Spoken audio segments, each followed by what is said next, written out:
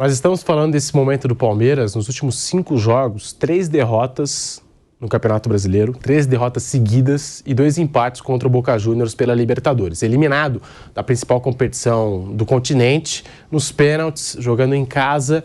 O momento é ruim do Palmeiras. Nas últimas horas, a sede do clube, mais uma vez, foi alvo aí de pichações. O Palmeiras, inclusive, já reconheceu a pessoa que fez essa pichação contra a Leila Pereira, contra o diretor de futebol Anderson Barros. Está abrindo, né, um BO e vai tomar as medidas cabíveis. Mas está aí, o momento é ruim do Verdão dentro de campo. Contra o Santos, abre o placar. Logo na sequência já leva o gol de empate numa bola parada e depois leva a virada do Santos. O jogo terminou com vaias na Arena Barueri. O que falaram, Vampeta, desse momento ruim do Palmeiras e agora com a data FIFA, o time que vai ficar 11, 12 dias sem entrar em campo aproximadamente, é tempo para poder consertar esse time do Palmeiras aí para o restante da temporada, para essa reta final, Vampeta. Pedro, o Palmeiras, ele, né, a gente sabe aí, nos últimos tempos, vem ganhando título, né, o time que está em jejum, é o atual campeão brasileiro, né, o Palmeiras financeiramente, tudo, organizado, tem o seu plantel ali, jogadores também que não deram certo, né, tem que apontar também, porque quando se contrata é com o aval do Abel e sua comissão técnica, né, a presidenta só assina o cheque e paga, né. O Palmeiras, ele é eliminado pelo Boca.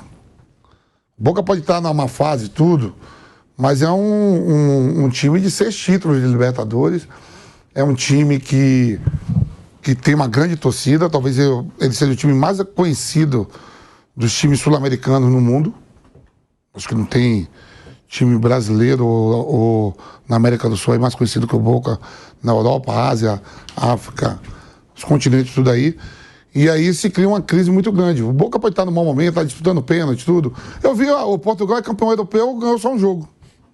Portugal, de Cristiano Ronaldo e companhia, foi campeão da Europa, dentro da França, né? Foi da França até, né? Só ganhou um jogo, professor. Um jogo. Campeão. A gente já viu a Croácia também chegar em semifinais e finais de Copa do Mundo sem ganhar, só jogando... sem ganhar assim no tempo normal, prorrogação e pênalti, né? E aí, pô, tanto que tem aquele meme lá que o Abel alguém faz uma pergunta para ele, ele fala, sabe quanto título tem o Palmeiras, né? Isso. Aí ele fala, na Libertadores, 3. E o Boca, 6. Aí ele, tamo sujo, ele não sabia a história do Boca. E aí tem isso assim, foi eliminado.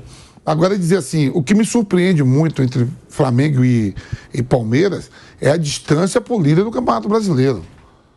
Você pode ser eliminado. Foi eliminado pelo São Paulo na Copa do Brasil, que é um rival, que normalmente encara o Palmeiras, independente de quem seja o plantel do São Paulo, faz jogo duro contra o Palmeiras. Tá 11 pontos do Botafogo. Aí, pra mim, sim, isso é uma grande decepção. Você pega um Boca Juniors, 2 jogos. O Boca não viu um bom momento, mas é o Boca Juniors. O Flamengo foi eliminado por Olímpia. Olímpia, tudo bem. Não tem a condição financeira que tem o Flamengo, tudo. Mas é um time que chega lá dentro lá dentro do defensor de Osaka, vai fazer jogo duro, já eliminou outros times brasileiros. O próprio Libertad tá todo ano aí fazendo jogo duro na Libertadores. O que me surpreende dessas 2 equipes tudo bem, não tá legal, mas ficar 11 pontos para tirar, e agora como é que tira 4 jogos? Com os plantéis que tem. E é o Botafogo que não classificou entre os 4 no Campeonato Carioca, ganhou a Taça Rio aí para conseguir a vaga na Copa do Brasil. Isso. É muito ponto.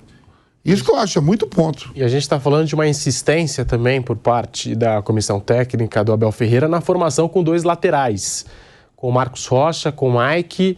Só no segundo tempo contra o Boca Juniors que ele passa a colocar ali o Hendrick, o Kevin, depois o Luiz Guilherme, garotos que mudaram a história do jogo, o Palmeiras com uma outra atitude, mas eu acho que é consenso aqui, deve ser consenso, que dos 4 tempos da semifinal, o Palmeiras desperdiçou 3, ou deixou de jogar 3.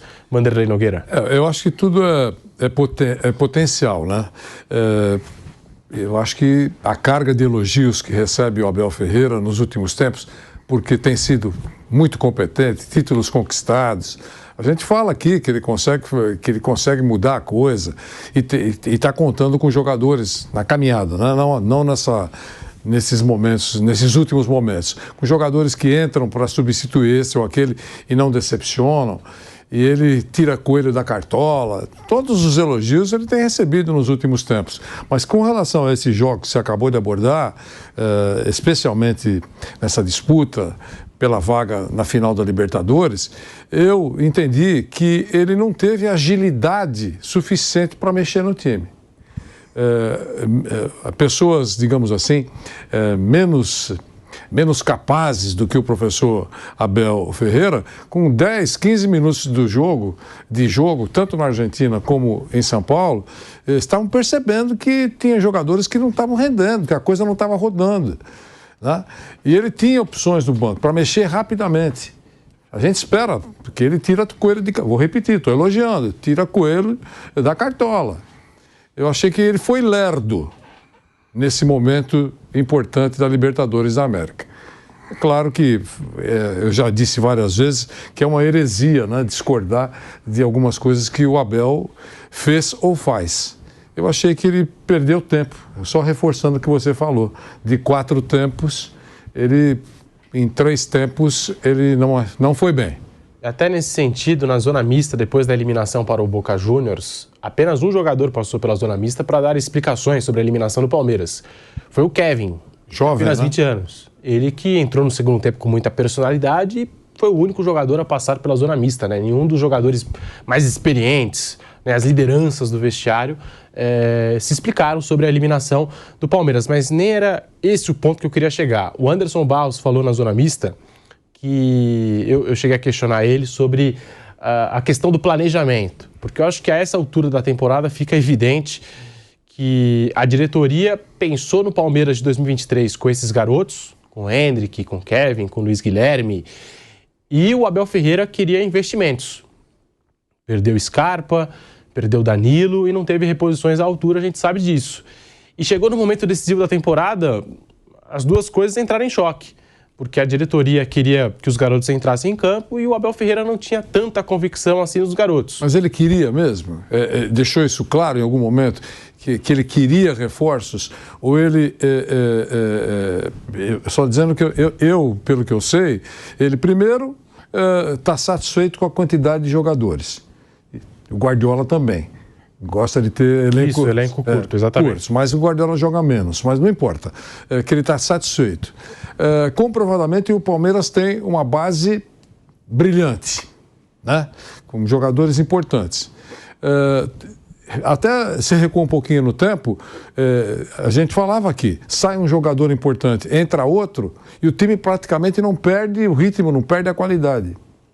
Então ele veio resolvendo isso com muito tempo, até quando se falou que precisava de um centroavante e o Palmeiras não contratou. Exato. E continuou ganhando. Exato. Então ele encontrou maneiras de resolver com aquilo que ele tem. A pergunta é para você que você respira Palmeiras, né? Ele deixou muito claro que ele queria reforços ou não? É isso.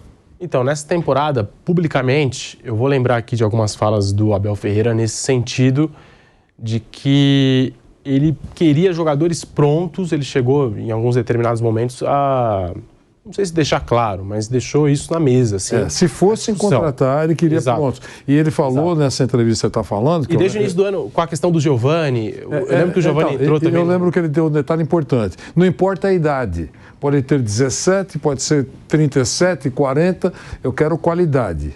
Isso. Né? Não foi mais ou menos nessa linha que ele falou? E puxando mais no tempo, tem uma declaração dele, uma entrevista coletiva, depois de um jogo contra o Bragantino, isso ainda em 2021, que ele chega a listar os jogadores que saíram e ele pergunta, e cadê as reposições? Cadê os jogadores que vieram? Mas enfim... Pedro, mas esses jogadores aqui, Tabata, Flaco Lopes, Merentiel... Navarro, Danilo, que está no Botafogo hoje...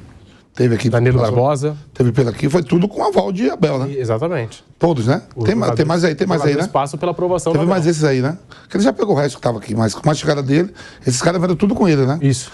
Pelo aval dele. Isso. Tabata, Merentiel, Flaco Lopes, Danilo... Quem foi você falou aí mesmo? Falei também aqui do Navarro. Navarro, que chegou com aquela pompa, tinha sido artilheiro da Série B e tal. Isso daí. Merentiel, Flaco Lopes, todos os jogadores que, basicamente, todas as contratações passam pela aprovação da comissão mais ou menos, técnica. 5, 6 aí, ó. Os jogadores passam pela aprovação, pelo aval da comissão técnica do Palmeiras. Ainda tem Kusevich, tem Esses Jorge. já estavam, né? O Kusevich é uma contratação ainda da era Anderson Barros no Palmeiras. Com o Abel. Com o Abel Ferreira. Então, tudo aprovado, tudo com o aval dele. Ô Mauro César, falando aí desse momento do Palmeiras, momento ruim, a insistência da comissão técnica nos dois laterais e só funcionou naquele jogo contra o Pereira pela Libertadores, desde então não funcionou mais, torcedor cobrando a entrada dos garotos, algo que só aconteceu no segundo tempo contra o Boca Juniors, tarde demais, Palmeiras eliminado e há 5 jogos não conhece a vitória. Mauro César. Essa fase ruim já vem de algum tempo, né? Eu acho que essa temporada ficou muito parecida com a de 2021, quando o time também vinha mal e conseguiu ir avançando na Libertadores, né? Eu achei muito curioso quando eu vi algumas pessoas protestando até, não, mas o Boca não quis jogar, que não sei o quê. O Palmeiras em Buenos Aires jogou aberto, foi para cima, tomou pressão do Boca. O mandante pressionou. E o Palmeiras jogou boa parte do segundo tempo com um homem a mais. E ainda assim não conseguiu furar o bloqueio defensivo do time argentino. O Boca sabia que nos pênaltis dificilmente perderia, né? Inclusive, como eu estava lá na Buenos Aires, estava assistindo o jogo lá numa pizzaria, tinha vários torcedores do Boca. Quando acabou o jogo, eu não vi ninguém nervoso. Impressionante, assim. Olhei assim ao redor, assim, os caras estavam super tranquilos. Aí o Cavani bateu, o Everton defendeu. Os torcedores não ficaram nervosos. Assim, eles tinham certeza que iam ganhar. Que o Romero ia pegar 2, 3 pênaltis. E pegou, né? Aí pegou logo do Veiga. Pega do Veiga, é coisa de Gomes. Não, do Veiga é coisa de outro mundo. Aquele pênalti foi um reflexo. Eu fiquei meio impressionado com isso, porque geralmente, né, pênalti, os caras estavam tranquilos, sabiam que iam ganhar. O torcedor tinha essa sensação, acho que o time também tinha essa convicção, que dificilmente perderia nos pênaltis para o Palmeiras. Como não perdeu para o Racing, como não perdeu para o Nacional. Eles ganharam 3 disputas de pênaltis. E o goleiro pegou mais pênaltis do que sofreu gols, né? Eu não lembro de cabeça agora. 23 pênaltis, ele pegou mais da metade. É um negócio maluco. Eu acho que de 22 ele pegou 12. Atualizando os números agora. 52% de aproveitamento. É mais da metade. É uma coisa impressionante, né? E é curioso que o Boca tinha o Rossi, que era um pegador de pênaltis, que agora está no Flamengo, e ele contratou um outro que tem o mesmo perfil, né? Não deve ser por acaso, né? 23 pênaltis, 12 defendidos. É isso, 52% de aproveitamento. É incrível isso. Então, assim, o Palmeiras também não fez por merecer ir além. Agora, em 2021, é isso que eu acho muito interessante. Como é que foram os jogos da semifinal?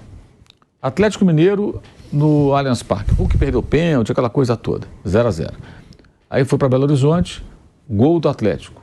1-0. Aí o Vargas tem uma grande chance, que o gol era o Ener Valencia da vez, foi o Vargas, né? Agora foi o Valencia, só que mais de uma vez. Era o gol do Atlético se classificar para a final. Aí o Vargas perde o gol. O Palmeiras, numa falha do Natan, vai lá, consegue uma jogada, gol do Palmeiras 1-1, classificou pelo gol fora. Critério que no ano seguinte nem valia mais. Qual foi o grande resumo disso aí? O plano, tinha um plano. E agora? Tem o quê? O plano não funcionou. Porque esse plano vai no fio da navalha. A temporada é fraca. Ganhou o Paulista e ainda assim teve que capinar sentado para ganhar do Água Santa, se mobilizar para aquele jogo, colocar reserva no jogo na Libertadores na Bolívia, para não passar a vergonha. Ganhou a Supercopa, que acho que o Palmeiras não entra na temporada para ganhar a Supercopa. A Supercopa é um aperitivo, né? E foi um jogo lá de 4-3, placar bailarino e tudo, abertura de temporada. As competições realmente relevantes, foi eliminado pelo São Paulo pelo 2º ano consecutivo na Copa do Brasil. No Brasileiro, em nenhum momento flertou com a liderança do campeonato, está sempre distante do líder. Tem chance teórica de se aproximar. Quando parecia que ia chegar, perdeu para o Botafogo aqui, dentro de casa, aqui em São Paulo. E na Libertadores também fez uma campanha, a partir da fase de grupos, muito errática, né? Ali com empates, até contra o Pereira, goleou e empatou em casa. Quando o Atlético fez 1-0 e empatou em casa. Até o final do jogo do Atlético, já havia ali um receio de uma bola vadia, o Galo, mesmo sem merecer, empatar o jogo e levar para os pênaltis. O Palmeiras não foi um time que se impôs, não fez uma grande campanha, não tem jogado bem. E continuo repetindo o que eu falei. Eu outro dia até recuperei um vídeo aqui do programa dia 10 de fevereiro. O Pilhado estava aqui, como sempre, todo empolgadão, né? Não, porque o Palmeiras é o time a ser batido. Eu falei, olha... Ele está ausente. Mas eu falo para ele também, sua presença. Até muito melhor quando ele está aqui para falar essas coisas para ele. Não, que eu quero que você fale com ele ausente, eu quero, mas... É ausente, presente. É cutucar demais. O telefone, por aqui, a gente fala para ele mesmo. Aí ele tudo empolgado. Não, aí, na época eu falei, olha, Campeonato Paulista. Não dá para você perder Scarpa e Danilo impunemente. Tem que contratar jogador. Contratar o Arthur. Arthur é outra função. Também não está rendendo. É mais uma contratação, essa é incrível, né? Que tem a Tuesta, tem o Flaco Lopes, foi o mais caro. A Tuesta, né? Também, tem o Tabata, que já foi embora, né? Esses aí menos cotados aí, o Ceviche, tudo também. Merentiel, que aliás fez a jogada do gol, né? Foi o Merentiel que fez a jogada do gol do Cavani, né? E por aí vai, né? E agora o Arthur também, de certa forma, engrossa a lista. Ele não tem jogado bem já há algum tempo, perde posição, né? Embora fosse uma contratação aparentemente certeira. Tem alguma coisa errada aí, né? O que acontece, gente? Mas o Arthur, acho que cai de produção quando ele muda o Arthur vem jogando bem. Ele muda o Arthur. De lá, contratações da era Anderson Barros. Vinha, Rony, Kusevich, Alain Periur, que está no Cuiabá hoje, Breno Lopes, Danilo Barbosa, Matheus Fernandes, Jorge, Piquerez, Atuesta, Lomba, Navarro, Jailson, Murilo, Merentiel, Flaco Lopes, Tabata, Rios e Arthur. Murilo deu certo. Agora acho que ali você vai trazer o Arthur e o Rios para compensar a saída de 2 titulares do meio campo, um jovem que já tinha convocação para a seleção e o meia que mais dá passe para gol no futebol brasileiro já há anos, desde o tempo do Fluminense, que é o Gustavo Scarpa. Você perde os caras assim, você tem que buscar jogador. O clube não tem dinheiro? Bem, eu não sei, não sou o gerente financeiro, diretor financeiro do Palmeiras, mas venderam muito bem o Danilo, por exemplo, e o Hendrick. O Hendrick pode render mais dinheiro, uma parte acho que já veio, né? E fora outros jogadores menos cotados aí, meninos que foram vendidos. Então entrou grana. Mas o Palmeiras não investiu à altura. Então o time vai ficando um time mais comum. O material humano já não é... mas temos o Veiga. O Scarpa foi embora, mas tem o Veiga. Você tinha o Veiga e o Scarpa. É bem diferente, né? Você tem Veiga e Scarpa e você tem só um dos dois. Né? Durante um período o Veiga está machucado, o Scarpa segurou a onda. Aí é um período na temporada. É diferente de você perder o jogador para sempre. O cara foi embora, foi para outro clube, está lá na Grécia agora. Então, assim, não tinha como segurar. O Scarpa queria ir embora, a venda do Danilo foi ótima, acho que correto. Mas tem que buscar jogadores de um outro nível. Não é o Richard Rios que vai segurar essa onda. Tanto que nem titular se firmou. Joga, entra no time e tal, fica no banco. Geralmente é uma reserva. Eu acho que houve aí muitos erros de avaliação com relação à temporada e se acreditou demais. Aí acabou estourando em cima dos garotos, porque vários garotos no banco, né? Uma coisa é você botar 1, 2 meninos para compor ali o time. Outra é você ter vários deles. E acho também que teve outra coisa que o Palmeiras tem que repensar sobre esse ano. O aproveitamento do Hendrick. Ano passado ele era um menino de 15, 16 anos, agora já fez 17. E ele jogou muito pouco. A gente contou que outro dia ele tinha praticamente o mesmo tempo, agora já tem mais. Mas ele tinha praticamente o mesmo número de minutos em campo nesse ano, isso tem um mês que a gente fez essa conta aqui do programa, que o Breno Lopes, que fez um gol histórico do clube, na Libertadores, mas o Gabiru também fez um gol histórico de Mundial para o Internacional, nem por isso tinha que jogar sempre. Depois ele ia para o banco, porque ele fez o gol, o Breno Lopes fez o gol, entrou e fez o gol. Mas não dá para comparar o Breno Lopes com o Hendrick, que é e poderá ser. Então acho que o Palmeiras também não aproveitou bem esse jogador nesse ano e agora só tem o quê? Além desse restinho de ano, um semestre. No meio do ano que vem ele completa a maioridade e provavelmente o Real Madrid não vai perder nem um dia, né? Como fez com o Rodrigo. Hoje já saiu, né? E fez com o Vinícius. Hoje já saiu na imprensa espanhola já o roteiro a partir da chegada dele, contando com ele no início da temporada, na metade do ano, você vai fazer isso, a casa que você vai morar, enfim, já está o roteiro prontinho do Real, esperando o Hendrick. O palmeirense sabe, o Breno Lopes, o Abel Ferreira faz questão de colocar ele em todos os jogos, ele sempre entra no segundo tempo, enfim, e no jogo mais decisivo da temporada, o jogo mais importante, o Breno Lopes não saiu do banco. Ele colocou o Hendrick, colocou o Kevin, colocou o Luiz Guilherme e não colocou o Breno Lopes para jogar. No momento mais crucial da temporada, o segundo tempo contra o Boca Juniors, né? Então, também entra nisso que a gente fala, né? Talvez em outros jogos, por que não colocou o Hendrick para jogar ou esses garotos? Só agora, no momento mais decisivo, mais crucial, aí, vamos lá, resolvam aí, né? Crias da academia, enfim. Até em meio a todas essas cobranças, a torcida do Palmeiras, a Mancha Verde, a principal torcida organizada, soltou uma nota oficial reiterando cobranças sobre a diretoria, apontando erros de planejamento, pedindo a demissão de Anderson Barros e dizendo que mais protestos virão pela frente. Nós temos aqui a íntegra da nota da Mancha Verde. A gente vai ler alguns trechos dessa nota, mas antes um rápido intervalo na Rádio Jovem Pan e já voltamos com o Bate Pronto para você. Seguimos aqui no canal do YouTube Jovem Pan Esportes. Nós temos aqui a nota da Mancha Verde para você que acompanha o Bate Pronto, cobrando a Leila Pereira, o Anderson Barros e o planejamento do Palmeiras. Não é possível ganhar sempre. O palmeirense não vai exigir isso, mas o torcedor espera que a diretoria trabalhe para manter o Palmeiras competindo em alto nível. E foi exatamente isso o que deixou de acontecer neste 2023, que com um mínimo de esforço poderia ser um dos anos mais vitoriosos da nossa história.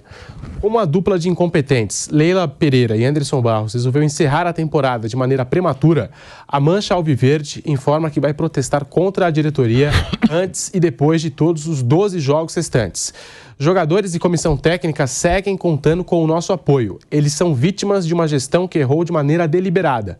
E os protestos serão direcionados a quem premeditou a derrocada alviverde. A nossa principal exigência é a demissão de Anderson Barros, que desmontou um elenco vitorioso e não foi capaz de trazer sequer um reforço na janela de contratações para ao menos remediar a liberação de 10 jogadores ao longo do ano, incluindo 2 que eram titulares absolutos, é claro, se referindo aqui, né, a Gustavo Scarpa e Danilo. Além da dupla de incompetentes, vamos passar a cobrar também os conselheiros que dão sustentação à mandatária do clube. E aqui é importante fazer uma distinção. O palmeirense precisa saber que há um grupo de 27 conselheiros de oposição que vem sofrendo represálias por não agirem como capachos da presidente. Estes conselheiros têm pedido esclarecimentos e feito perguntas e vêm sendo retalhados por isso. Mas a imensa maioria dos membros do conselho vem pecando por omissão ou por outros tipos de interesse. E a torcida quer saber até quando eles vão seguir apoiando uma dirigente que, além do flerte ditatorial e dos riscos ao futuro de um Palmeiras efetivamente de todos, já demonstrou-se inapta para ocupar o cargo. Além dos protestos antes, durante e depois dos jogos, nós vamos passar também a exercer o direito de manifestações pacíficas e ordeiras antes das reuniões do Conselho. Chegou a hora de saber quem é quem, e os conselheiros até agora silenciosos têm diante de si a oportunidade de defender o Palmeiras contra a aventureira que pretende tomar o clube para si, fecha aspas, a nota da principal torcida organizada do Palmeiras, a Mancha Alviverde, contra Leila Pereira, contra Anderson Barros e também contra membros do conselho do clube. E a gente sabe que dentro do Palmeiras, né, quase não existe oposição. É claro, existem membros da oposição que nos últimos tempos estão sofrendo com algumas represálias, como o texto citou, não estão ganhando direito a ingressos, por exemplo, ou até mesmo a viagens patrocinadas aí pela Leila Pereira e pelas suas empresas. Tá aí o posicionamento da Mancha Alviverde, Vanderlei Nogueira. Bom, a Mancha poupa jogadores e a comissão técnica nesse comunicado, né? E coloca aí que serão manifestações ordeiras e pacíficas. Não tenho nada contra. Mostrar aprovação ou descontentamento é um direito democrático, desde que seja... Volta à rádio, Vanderlei, falando da Leila Pereira e dos protestos aí da torcida do Palmeiras, dessa nota oficial emitida pela Mancha Verde. Eu estava dizendo que ela poupa aí a comissão técnica e os jogadores, acreditando a má fase do futebol para a presidente, diretores e conselheiros que apoiam a administração da presidente Leila Pereira.